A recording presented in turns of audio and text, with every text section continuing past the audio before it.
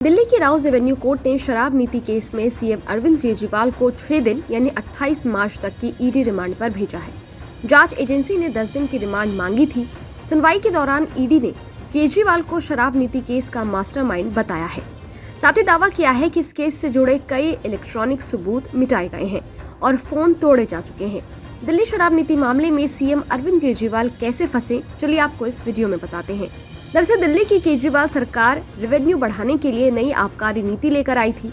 इससे सरकारी खजाना बढ़ने का दावा किया गया था, लेकिन नई आबकारी नीति दिल्ली सरकार के लिए गले की फांस बन गई। एक के बाद एक आम आदमी पार्टी के नेता इसमें नपते चले गए।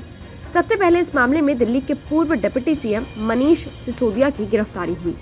फिर मामले में एक के बाद एक गिरफ्तारी होती चली गई। 17 नवंबर 2021 को नई एक्साइज पॉलिसी लागू हुई थी। ये वो पॉलिसी थी जिसके लागू होते ही दिल्ली में शराब और बियर पर ऑफर की झड़ी लग गई। नई आबकारी पॉलिसी के चलते दिल्ली में कई शराब के स्टोर्स पर एक बोतल की खरीद पर दूसरी मुफ्त में मिल रही थी। कुछ जगहों पर तो एक पेटी खरीदने पर दूसरी पेटी फ्री मिल रही थी। इस ऑफर की वजह से दिल्ली में शराब की दुकानों के बाहर लंबी लंबी लाइनें लग गई। दिल्ली में नई एक्साइज पॉलिसी के तहत शराब स्टोर्स को अधिकार था कि ग्राहकों को लुभाने के लिए वे गिफ्ट और डिस्काउंट दे सकते हैं, जबकि इससे पहले की आबकारी नीति के तहत शराब के दाम सरकार तय करती थी। हालांकि उस समय आधिकारिक तौर पर आबकारी अधिकारियों का कहना था कि दिल्ली में शराब पर सिर्फ 25% की छूट है, जबकि एक के साथ एक फ्री मतलब 50% तक की छूट मिल रही थी। दिल्ली सरकार का दावा था कि नई शराब नीति से माफिया राज खत्म होगा और सरकार के रेवेन्यू में इजाफा होगा। केजरीवाल सरकार ने तर्क दिया था कि इससे 3500 करोड़ रुपए का फायदा होगा।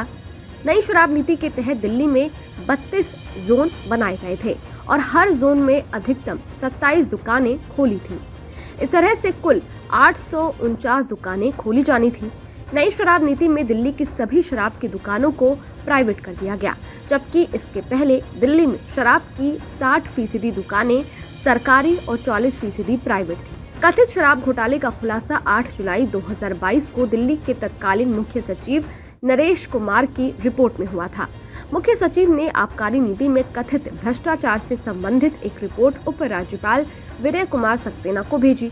इसमें आरोप था कि आबकारी नीति के जरिए तत्कालीन उप मुख्यमंत्री ने रिश्वत ली और अपने पसंदीदा शराब कारोबारियों को लाभ पहुंचाया।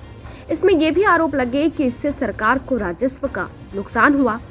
बाद में उपराज्यपाल ने इस घोटाले की जांच सीबीआई से करवाने की सिफारिश केंद्रीय गृह मंत्रालय से की थी। जांच के दौरान दावा किया गया कि दिल्ली सरकार की इस आबकारी नीति से 144 करोड़ 36 लाख का नुकसान हुआ। जांच एजेंसियों ने दावा किया कि इस नीति में भ्रष्टाचार हुआ और कुछ लाइसेंस धारकों को अनुचित लाभ दिया गया। इसमें लाइसेंस शुल्क माफ किया गया और इसके बदले में मोटी रकम वसूली गई।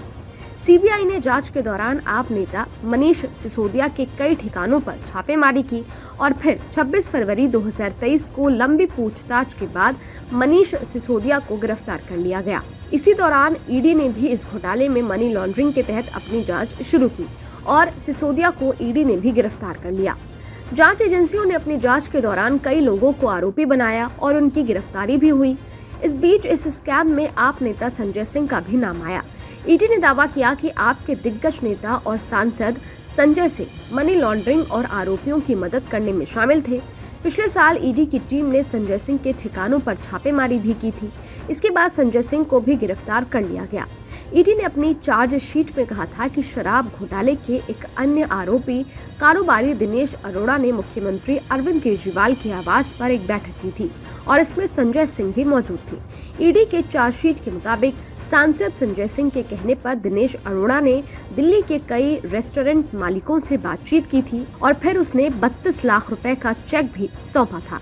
दिसंबर 2023 में आप नेता संजय सिंह के खिलाफ दायर अपने छठे चार्जशीट में ईडी ने दावा किया था कि रिश्वत से मिले 100 करोड़ रुपए में से 45 करोड़ रुपए 2022 के गोवा विधानसभा चुनाव में इस्तेमाल हुए। इस तरह से आम आदमी पार्टी भी घोटाले की लाभार्थी थी। शराब घोटाले की जांच जैसे जैसे आगे बढ़ी, कई चेहरे इसमें फंसते चले गए। इन्हीं में से एक है 42 नेता के कविता पर आरोप है कि वो उस साउथ लॉबी का हिस्सा थी जिसने केजरीवाल सरकार की इस आबकारी नीति में अहम भूमिका अदा की थी। ईडी की टीम शराब घोटाले में दिल्ली के मुख्यमंत्री अरविंद केजरीवाल से भी पूछताछ करना चाहती थी। ईडी ने इसके लिए सीएम को अपना सबसे पहला समन 2 नवंबर को भेजा था। आरोप है कि जब आबकारी नीति तैयार की गई थी तब इस स्कैम से जुड़े कई आरोपी अरविंद केजरीवाल के संपर्क में थे। प्रवर्तन निदेशालय ने अपनी एक चार्जशीट में दावा किया है कि इसी केस के एक अन्य आरोपी दिनेश अरोड़ा ने भी केजरीवाल से उनके आवास पर मुलाकात की थी। आरोप है कि घोटाले के आरोपी विजय नायर ने वीडियो कॉल के जरिए केजरीवाल और आरोपी समीर महेंद्रू से बात करवाई थी।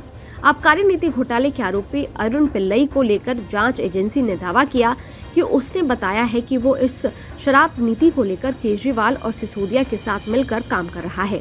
ईडी ने सीएम केजरीवाल को अब तक 9 समन भेजे थे, लेकिन केजरीवाल किसी भी समन पर हाजिर नहीं हुए थे।